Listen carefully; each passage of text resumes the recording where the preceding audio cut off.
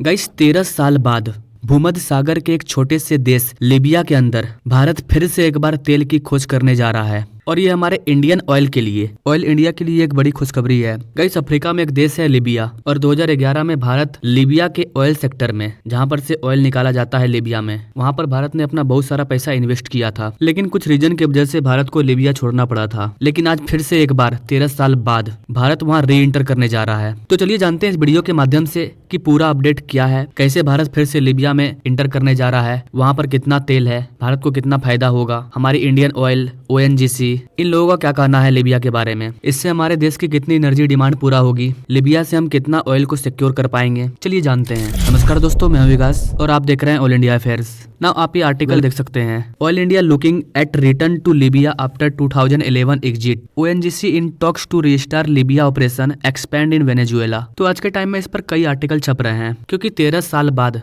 भारत को फिर से मौका मिला है वहाँ के तेल के खजाना को निकालने का। और उस टाइम भी लीबिया में डेमोक्रेसी नहीं थी, और आज भी लीबिया में डेमोक्रेसी नहीं है। उसके बाद भी वहाँ की जो सरकार है वो भारत सरकार के साथ कांटेक्ट कर रही है और भारत सरकार को बुला रही है। गाइस सबसे पहले मैं आपको लीबिया के बारे में बता दूं, लीबिया भारत की तरह ही एक डेवलपिंग कंट्री है, जिसका एरिया तो बड़ा है लेकिन पॉपुलेशन काफी कम है।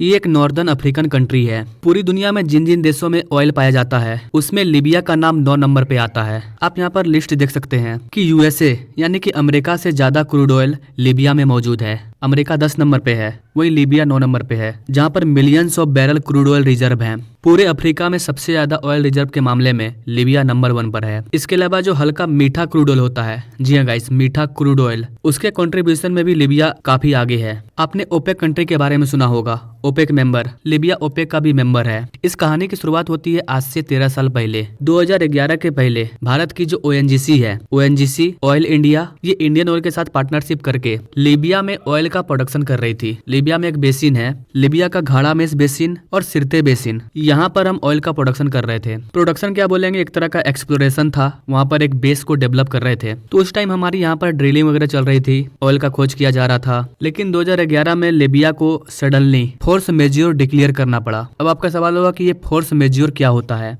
बता रहा हूँ। गाइस फोर्स मेज्योर ये एक ऐसा सिचुएशन है जो सामने वाली पार्टी होती है वो अपना कॉन्ट्रैक्ट पूरा नहीं कर पाती है। इसका कोई भी रीजन हो सकता है, अर्थक्वेक हो, भूकंप हो, सुनामी हो, वॉर हो। तो लीबिया के केस में 2011 में अरब स्प्रिंग का एक आंदोलन शुरू हुआ था। तो लीबिया के पड़ोसी कंट्री तुनिसा में ये अरब स्प्रिंग शुरू हुआ था, जो फैलते फैलते सबसे पहले लीबिया में आया, इसके बाद इजिप्ट एंड देन सीरिया और यमन। और इस अरब स्प्रिंग की वजह से लीबिया में सिविल वॉर स्टार्ट हो गया। और इस वॉर के चलते वहाँ पर 2 संगठन बन गया था बड़ा बड़ा, 2 गुट, एक गद्दाफी ग्रुप और एक रेबल ग्रुप। लेकिन 2011 में गद्दाफी ग्रुप हार गया था। इसके बाद फिर एक नई सरकार बनती है, और डेमोक्रेसी तो थी ही नहीं, जिसकी वजह से हमारे कंट्री को वहां पर से वापस लौटना पड़ा, और इसका नुकसान लीबिया को ही उठाना पड़ा। लीबिया को हम जो एक्सपोर्ट करते थे वो पहले से ही बहुत कम था, $200 मिलियन के आसपास। लेकिन लीबिया से जो हम इम्पोर्ट करते थे वो 1000 मिलियन के आसपास करते थे, और 99% वहाँ से क्रूड ऑयल भारत आता था। तो लीबिया को ज्यादा फायदा हो रहा था, क्योंकि हम चीजों को इम्पोर्ट कर रहे थे और अच्छा खासा अमाउंट लीबिया को जा रहा था। चूंकि वहाँ पर एक स्टेबल गवर्नमेंट नहीं थी,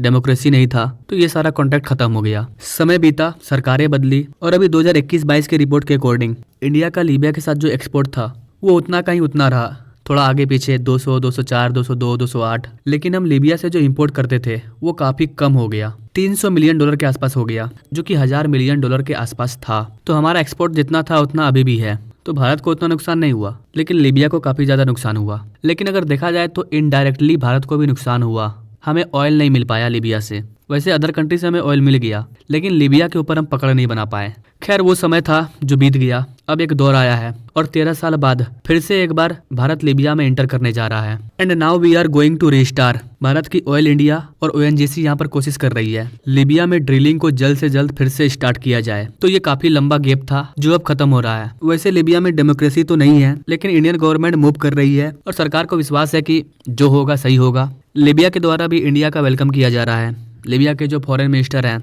उन्होंने खुद वेलकम किया है। तो गाइस यहाँ पर मैं आपसे जानना चाहूंगा, क्या भारत के इस फैसले से आप सहमत हैं? क्या भारत सही कर रहा है? क्योंकि आज से 13 साल पहले भारत ने अपना वहाँ पर इन्वेस्टमेंट किया था, लेकिन हमें वापस लौटना पड़ा, और अभी भी वहाँ पर डेमोक्रेसी नहीं है। तो क्या भारत अगर वहाँ पर इस बार इन्वेस्टमेंट करता है तो क्या इससे हमें फायदा होगा? क्या भारत सरकार को ये कदम उठाना चाहिए, या फिर हमें लीबिया के साथ ट्रेड नहीं करना चाहिए? आपको क्या लगता है guys? Are you with Indian diplomacy या समथिंग एल्स? तो आप अपने राय कमेंट बॉक्स में जरूर दीजिए, और ऐसे ही लेटेस्ट अपडेट के बारे में जानने के लिए मेरे चैनल से जरूर जुड़िए। चाहिए। Now thank you for watching, मिलते हैं अगले वीडियो में एक नई जानकारी के साथ, तब तक के लिए जय हिंद।